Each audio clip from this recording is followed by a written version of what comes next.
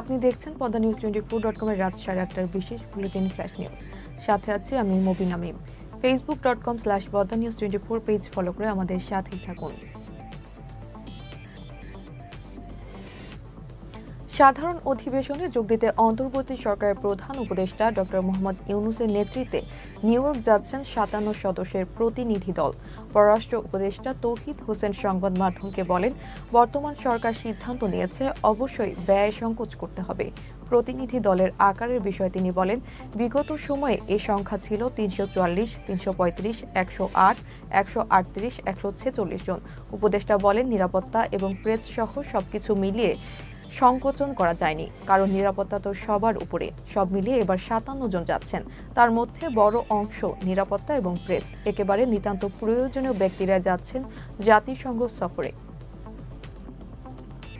অন্তর্বর্তী সরকারের বস্ত্র ও পাট এবং নৌপরিবহন মন্ত্রণালয়ের উপদেষ্টা অবসরপ্রাপ্ত brigadier general M Shakhawat Hossain বলেছেন, গত 15 বছরে যে সরকার ছিল তারা পুরো সিস্টেম দুর্নীতিগ্রস্ত করে ফেলেছে। তিনি দায়িত্বে থাকা দুটি মন্ত্রণালয়ে সাগর নয়, হয়েছে প্রশান্ত মহাসাগর চুরি। এই অবস্থা থেকে বের হয়ে আসা খুবই কষ্টকর। এমন কোনো ডিপার্টমেন্ট নেই যে দুর্নীতিগ্রস্ত হয়নি। বস্ত্র ও পাট মন্ত্রণালয় তো শেষ করে ফেলা হয়েছে, অলমোস্ট ফিনিশ। রোববার বরিশালে এসে মেরিন একাডেমি পরিদর্শন শেষে সাংবাদিকদের তিনি এসব কথা বলেন। উপদেষ্টা বলেন, যে অবস্থায় রয়েছে সেখান থেকে উত্তরণের চেষ্টা করা হচ্ছে। এটা 2 থেকে 3 বছরে ঠিক করা সম্ভব না। সরকারি পাটকল একটাও চলছে না। প্রতি বছর 31 ডিসেম্বরের মধ্যে সরকারি কর্মকর্তা কর্মচারীদের নিজেদের সম্পদের বিবরণী জমা দিতে হবে বলে জানিয়েছেন জনপ্রশাসন মন্ত্রণালয়ের সিনিয়র সচিব ডক্টর মোখলেসুর রহমান। রোববার সচিবালয়ে জনপ্রশাসন মন্ত্রণালয়ের সভাকক্ষে সংবাদ সম্মেলনে তিনি এ তথ্য জানান। সিনিয়র সচিব বলেন, এ বছরেরটা 30 নভেম্বরের মধ্যে জমা দিতে হবে সিলগালা খামের সংশ্লিষ্ট কর্তৃপক্ষের কাছে। ভুল তথ্য থাকলে 1979 বিধিমালা অনুযায়ী শাস্তি দেওয়া হবে। সব সরকারি কর্মকর্তা কর্মচারীদের জন্য এটি প্রযোজ্য হবে বলেও এ সময় জানান তিনি। রাজনৈতিক ব্যক্তি ও নিরীহ মানুষদের নামে বিভিন্ন সময় করা হয়রানিমূলক মামলা প্রত্যাহার করে দুটি কমিটি গঠন করা হয়েছে। এর একটি কমিটি মন্ত্রণালয় পর্যায়ে, আরেকটি কমিটি করা হয়েছে জেলা পর্যায়ে।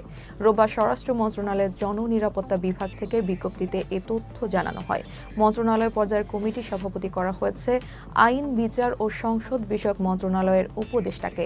এছাড়া জননিরাপত্তা বিভাগের উপসচিব বা সিনিয়র সহকারী সচিব বা সহকারী সচিব। জেলা পর্যায়ের কমিটিতে সভাপতি করা হয়েছে জেলা ম্যাজিস্ট্রেট বা ডিসিকে, আর অতিরিক্ত জেলা ম্যাজিস্ট্রেটকে সদস্য সচিব এবং সদস্য করা হয়েছে পুলিশ সুপারকে। মহানগর এলাকায় একজন ডেপুটি কমিশনার ও পাবলিক প্রসিকিউটর এবং মহানগর এলাকার মামলাসমূহের জন্য মহানগর পাবলিক প্রসিকিউটর। বৈষম্য বিরোধী ছাত্র আন্দোলনকে কেন্দ্র করে স্বৈরাচার শেখ হাসিনার পতন হলেও গণ অভ্যুত্থানের সম্মুখ সারিতে নেতৃত্ব দেওয়া এবং জীবন ঝুঁকি নিয়ে হতাহতদের চিকিৎসা সেবায় কাজ করা অধিকাংশ চিকিৎসক এখনও স্বাস্থ্য অধিদপ্তরে বৈষম্যের শিকার হচ্ছেন বলে দাবি করেছে ন্যাশনাল ডক্টরস ফোরাম এনডিএফ। সংগঠনটির দাবি, অধিদপ্তরের নতুন মহাপরিচালক বসার পর একদিনে 50টির অধিক পদোন্নতির ফাইল স্বাক্ষর হলেও এনডিএফের চিকিৎসকদের বঞ্চিত করা হয়েছে। রোববার দুপুরে স্বাস্থ্য অধিদপ্তরের আয়োজিত বৈষম্য বিরোধী চিকিৎসক সমাজের ব্যানারে এক বিক্ষোভ সমাবেশ ও অবস্থান কর্মসূচিতে সংগঠনটির নেতারা এসব কথা বলেন। এনডিএফের legal affairs secretary doctor Abdul Kader Noman বলেন, পদায়নের জন্য 1.5 মাস আগে থেকে অনেক চিকিৎসকের ফাইল প্রস্তুত থাকলেও বৈষম্য বিরোধী ছাত্র আন্দোলনে সম্পৃক্ত চিকিৎসকদের পদোন্নতির ফাইল ঝুলে রয়েছে। সাবেক পরিকল্পনা মন্ত্রী ও সুনামগঞ্জ 3 আসনের সাবেক সংসদ সদস্য এম এ মান্নানের গ্রেপ্তারের প্রতিবাদে এবং তার মুক্তির দাবিতে সড়ক অবরোধ করে বিক্ষোভ ও মানববন্ধন করেছে বিভিন্ন প্রতিষ্ঠানের শিক্ষার্থীরা। রোববার সকালে সুনামগঞ্জ সিলেট সড়কের শান্তিগঞ্জ চত্বর এলাকায় সাধারণ শিক্ষার্থীদের ব্যানারে এই কর্মসূচি পালন করা হয়। এম এ মান্নানের মুক্তির দাবিতে বিভিন্ন প্রতিষ্ঠানের শিক্ষার্থীরা মিছিল নিয়ে অবস্থান নেয়।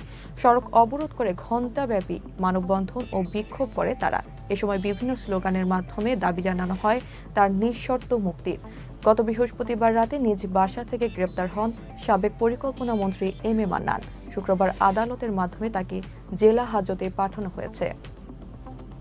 মার্কিন যুক্তরাষ্ট্রে 3 দিনের সফরে প্রেসিডেন্ট জো বাইডেনের সঙ্গে বৈঠক করেছেন ভারতের প্রধানমন্ত্রী নরেন্দ্র মোদী। একই সঙ্গে তিনি শনিবার কোয়াড সম্মেলনেও অংশ নেন। যুক্তরাষ্ট্রের দিলাওয়ারের বাইডেনের ব্যক্তিগত বাসভবনে বৈঠকে বাংলাদেশ প্রসঙ্গ নিয়ে আলোচনা করেন মোদী। তবে তাদের মধ্যে কী বিষয় নিয়ে আলোচনা হয়েছে তা প্রকাশ করা হয়নি। যদিও 5 আগস্ট শেখ হাসিনা ক্ষমতা ছেড়ে পালিয়ে যাওয়ার পর বাইডেনের সঙ্গে এক টেলিফোন আলাপে মোদী বাংলাদেশ প্রসঙ্গ তোলেন। ওই সময় তিনি আঞ্চলিক স্থিতিশীলতা ও বাংলাদেশে হিন্দু সম্প্রদায়ের নিরাপত্তার দিকগুলোয় যুক্তরাষ্ট্রের সহায়তা কামনা করেন। এদিকে বাইডেনের সঙ্গে বৈঠকের পর সামাজিক যোগাযোগ মাধ্যম এক্স পোস্টে মোদী বলেন, বৈঠকটি বেশ সফল হয়েছে। ঢাকায় সিনেমা চিত্রনায়িকা মাহিয়া মাহিকে অগ্নিকন্যা রূপেই আরও একবার আবিষ্কার করল তার ভক্তরা। সম্প্রতি সামাজিক যোগাযোগ মাধ্যমে 1.5 মিনিটের একটি ভিডিও প্রকাশ করেছেন তিনি। সেখানে রীতিমতো আগুন ছড়াতে দেখা গেছে এই নায়িকাকে। এবছর শুরু থেকে মাহির জীবনে একের পর এক পালাবদল এসেছে। নির্বাচনে হার, ব্যক্তি জীবনে বিবাহ বিচ্ছেদ সবকিছুকে পাশ কাটিয়ে নতুনভাবে ঘুরে দাঁড়াচ্ছেন তিনি। তবে এই ঘুরে দাঁড়ানোর পরিবর্তনটাই ভক্তরা দেখল 1.5 মিনিটের একটি ভিডিওতে। সেখানে সাদা শার্ট ও কালো প্যান্টে একের পর এক পোজের ভিডিও ধারণ করেছেন অভিনেত্রী। ভিডিওটি ঝড়ের গতিতে ভাইরাল হয়েছে ফেসবুকে। মাহির ভক্তরা নায়িকার রূপ নিয়ে প্রশংসায় ভাসিয়েছেন। তাকে এমন অগ্নিকন্যা রূপেই পর্দায় আবারও ফিরে দেখতে চেয়েছেন। ভারতের বিপক্ষে রেকর্ড ব্যবধানে পরাজয় বাংলাদেশের। চেন্নাইতে 280 রানের ব্যবধানে প্রথম টেস্ট হেরেছে টাইগাররা। এমন হারের পর দলের পারফরমেন্স নিয়ে কাটাচেরা হওয়াটা খুব স্বাভাবিক। 2 ইনিংসে ব্যাট হাতে বড় রান করার সুযোগ থাকলেও সেটি করতে ব্যর্থ হয়েছেন সাকিব আল হাসান। প্রশ্ন জেগেছে তার আঙুলের চোট নিয়ে। সবকিছুর উত্তর অবশ্য খোলাসা করেছেন নাজমুল হোসেন শান্ত। সাকিবের আঙুলের চোট নিয়ে তিনি বলেন, আঙুলের যে ব্যাপারটা, এটা আসলে ব্যাট করার সময় গ্লাভসে একটা বল লাগে, যেটা হয়তো সকলেই দেখেছে। পুরো দলের অবদানে কিন্তু একটা ম্যাচ জেতা সম্ভব। সবাই দল হিসেবে যদি অবদান রাখা যেত তাহলে হয়তো আরও ভালো কিছু হতে পারত। গুরুত্বপূর্ণ সব সংবাদ জানতে poddanews24.com এর বিশেষ বুলেটিন ফ্ল্যাশ নিউজ দেখবেন প্রতিদিন রাত 8:30টায়। ফ্ল্যাশ নিউজ দেখতে ফেসবুকে আমাদের ফলো করুন facebook.com/poddanews24 আর ইউটিউবে সাবস্ক্রাইব করুন youtube.com/poddanews24 চ্যানেলটি। নিয়মিত দেশ বিদেশের আপডেট সব সংবাদ জানতে ভিজিট করুন মাল্টিমিডিয়া নিউজ পোর্টাল poddanews24.com। পরবর্তী ফ্ল্যাশ নিউজ দেখার আমন্ত্রণ জানিয়ে বিদায় নিচ্ছি আমি মবিন আমিম। ভালো থাকুন, সুস্থ থাকুন।